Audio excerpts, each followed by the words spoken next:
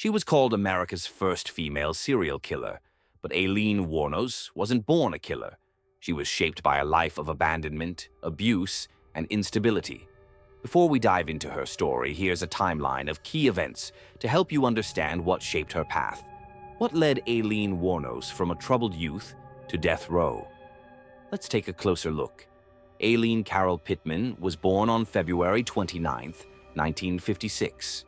Her early life was defined by chaos.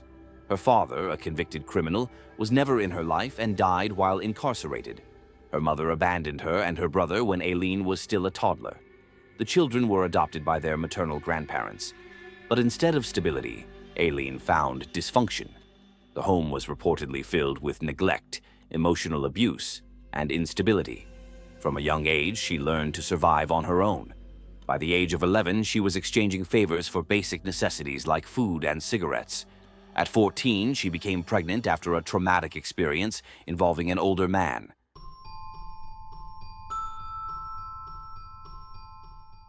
The baby was placed for adoption.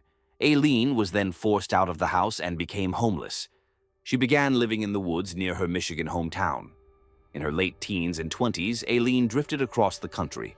She survived by hitchhiking, sleeping in abandoned cars, and working as a sex worker.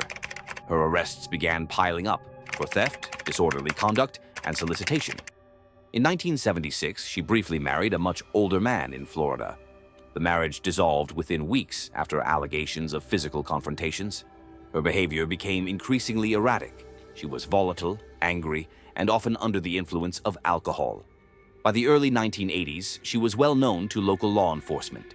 But despite this, she remained largely invisible to social systems, a transient woman with no fixed address, no access to mental health care, and no one to turn to.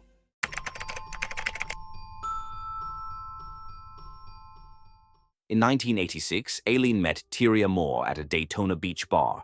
It was the first and only long-term relationship of her life. They moved in together quickly, and Aileen took on the responsibility of supporting them both. She continued working the highways, relying on sex work to make ends meet. This relationship gave Aileen a sense of belonging, something she had never truly had. But the financial pressure only increased. Her worldview was already shaped by distrust and violence. Combined with instability, this created a dangerous mix. In late 1989, something snapped.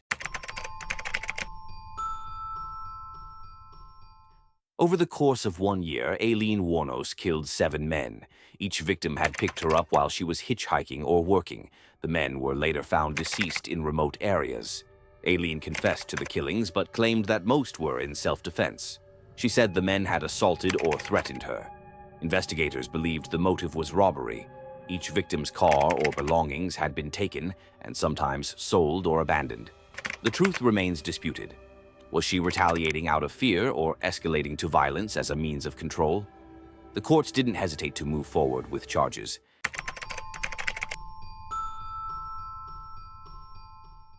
Aileen was arrested in early 1991 at a biker bar in Port Orange, Florida.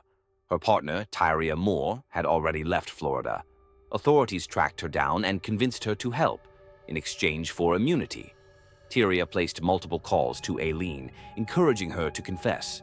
Unaware she was being recorded, Aileen did exactly that. Her confession was emotional, disorganized, and full of contradictions.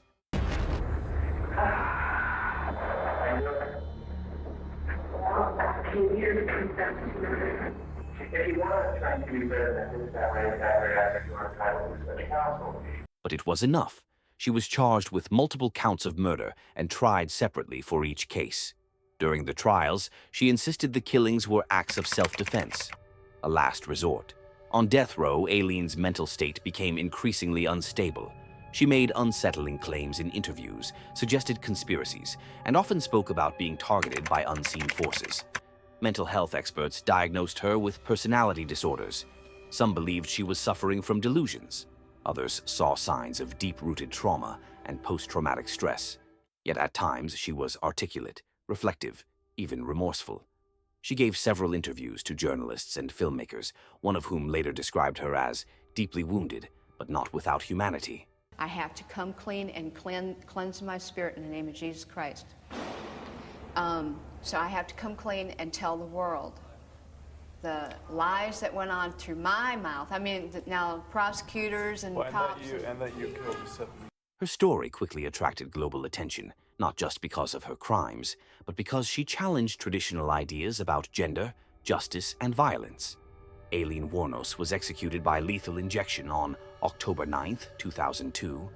She declined a special meal and asked only for coffee. Her final words were cryptic and symbolic, referencing religious and sci-fi imagery. Even in death, she remained a mystery, both defiant and vulnerable. In the years since, her life has inspired books, films, and documentaries. Some portray her as a cold killer. Others see her as a damaged person failed by every system meant to protect her.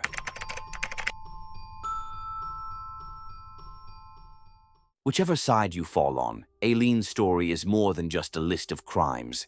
It's a cautionary tale about poverty, mental illness, violence, and the cracks in society that some people slip through. She wasn't born a monster. She was shaped by what she endured. If you found this story compelling, consider subscribing for more true crime stories that go deeper than just headlines. What do you think? Was Aileen Wuornos fully responsible for her actions, or was she a product of her circumstances? Let us know in the comments below.